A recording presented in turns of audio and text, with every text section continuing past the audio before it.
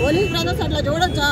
వచ్చి ఆపాలి కదా, కొట్టి పంపించేస్తారా? ఎలగొట్టి మీరు చేస్తేనేమో కరెక్ట్, యువతలాలు చేస్తే తప్పు. కంప్లైంట్లు అంటే కంప్లైంట్ ఇచ్చిన ఉపయోగం ఏముంది? అక్కడ వాళ్ళ మనిషే కదా, వాళ్ళు సపోర్ట్ చేస్తేనే కదా ఇంతవరకు వచ్చి గొడవాడింది. ఒక రౌడీని తీసుకొచ్చి జనాలను కొట్టించుకొని ఎంత తప్పు ఇది? ఎన్ని మీ గోపాలు ఉన్నప్పుడు ఎప్పుడన్నా జరిగిందా ఇట్లా?